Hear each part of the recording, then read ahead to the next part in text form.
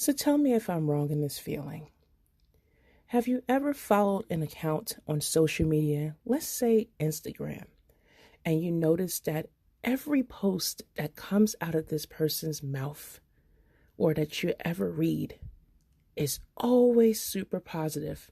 Nothing ever goes wrong in their day.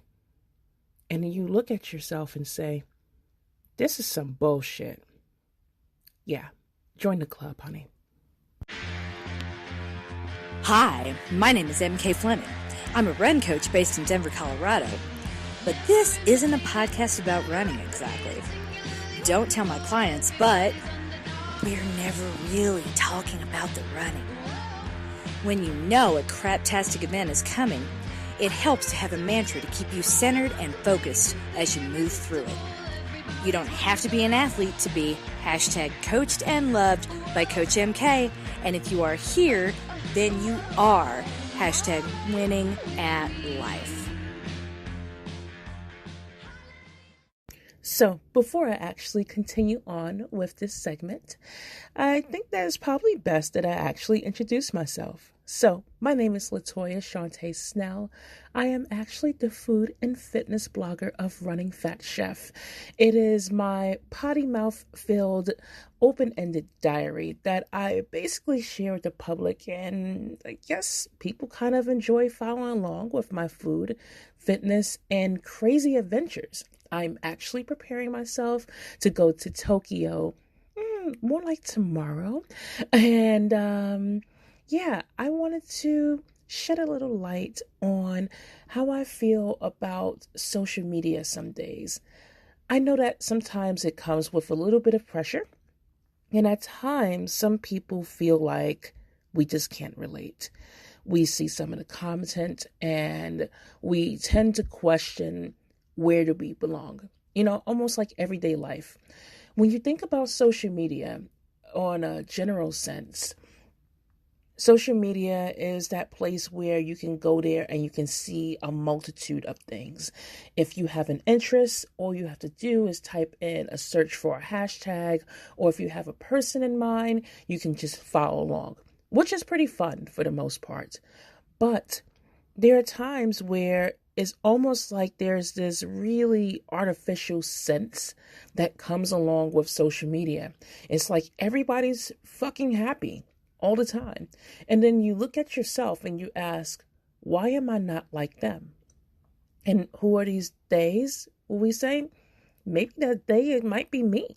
Maybe that day comes across as maybe somebody that you like in comedy, to an athlete who has like this killer six-pack abs, or just a fitness model. Who knows what this person may be or what they may do. And sure, it looks great on social media, but we have to remind ourselves over and over again that maybe this is not real life. Now, I don't want to sound like a hater, but let's be honest. I don't know too many people that wake up every day, they wake up, brush their teeth, wash their face, and say, every day is fucking awesome. Instead, I am more like this person. I wake up, brush my teeth, might lose a piece of my hair because my child laid on my locks, and I might stub my toe against my bed. I might say fuck a lot. I might actually want to, I don't know, attack somebody in the middle of transit because they flipped me the bird. I probably missed my train on my commute. My boss is probably a piece of shit. And here I have social media that's telling me that I should just smile it all away. What the fuck is wrong with me? Well, let me be that person to assure you that there's absolutely nothing wrong with you. Instead, I think that society is exceptionally scared of just being a little real online. I think that if we actually cleared a little bit of space for each other to be a little bit more authentic in our own voices, that it would make room at the table for others to be just as authentic. It's almost as if we're all scared to be angry or to be seen in this negative sense. But let's be honest here. we have these conversations about self-care. Now, this is going to be rough as a person who is known to be a body positivity activist and actually like a hybrid of a person that's part of the fat acceptance movement, which is like, oh no, like, like it's like a taboo word for some people. Well, let me not, scare people off. Here's what I think. I think that when we look at some of these places like social media, such as Instagram or Facebook, people are naturally going to put on their best version of self. And when we see these things, we start to analyze ourselves just a little bit harder and say, why can't we be like them? It's almost like we look at other people and it seems like their world is so much more appealing than your own until you're actually there. Let's think about this. Do you think that if you were actually watching someone live their entire life, for 24 hours straight, let's add a little bit more time on that. Let's say for a week, do you think everything works out just as pleasant as it is or is perceived on social media?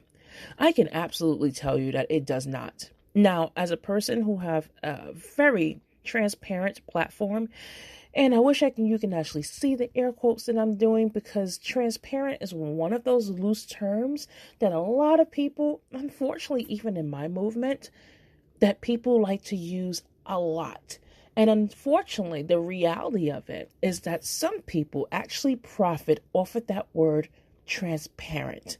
It's the illusion of transparency, but you don't really see the aspects of when people crumble, when they're having a rough moment, when they feel like the world is tough and it's shit and people are giving you their absolute worst. And when you actually do see it, sometimes it's a half-assed method of showing you what their transparency is. So I'm one of these people. I like examples. So let's take it from here. Let's say that this person's family member died. And then they hit it off with, so I'm burying my Uncle Joe today, and he lived until 94, and I'm really sad about that. But if it was up to Uncle Joe, he would tell me not to be sad. And then when they actually tap out of social media, they're falling the fuck apart. I think that sometimes maybe it's okay to make room for yourself to go through those things, to go through those real challenges that we encounter on our daily lives, because we're human. Nobody's perfect. But here's the thing about perfection. Perfection is accepting your imperfections and just working and navigating through life the best way that you possibly know how. The best way that you're trying to figure it out. There is no manual or a right or wrong method or formula on how to actually live your life in the most productive manner possible. Now, this is a short segment, so yeah, there's only but so much that I can say. But what I can say is, as my therapists have told me, keep your feet planted to the ground, which essentially for me, when I heard it for the first time, means that everything can feel like it's moving you up. It can put you in this moment where you have a temporary moment of feeling like you're on a cloud. But when everything starts to fall apart or go up higher, where it's like everything is great, remember to keep your feet planted to the ground. So, if you want to follow me on my platforms, you can find me on Instagram. That is I am L Shantae. That's IAMLSHAUNTAY. I am L Shantae. Hey. You can also find me on Facebook. That is www.facebook.com/runningfatchef. You can also find me on my website. That is www.runningfatchef.com. Don't you dare whisper that. That's www.runningfatchef.com. All right, guys. Love and light. You are coached. You are loved. And you are winning at life. And you are definitely winning at life if you subscribe to my Nuzzlenut newsletter, follow me on Facebook, or follow me on Instagram. Feel free to do all three. Oh my God, how cool was that? Running Fat Chef on my podcast. I absolutely love LaToya and appreciate all of her work. Make no mistake, putting yourself out and your journey out there for public consumption is work. 99.9% of it is unpaid work. Let's show her how much we appreciate her openness and honesty by supporting her trip to Tokyo. Head on over to the Coach MK Facebook page and check out the GoFundMe I set up. Let's balance out the hate she got last week with love and dollar signs this week. Yay!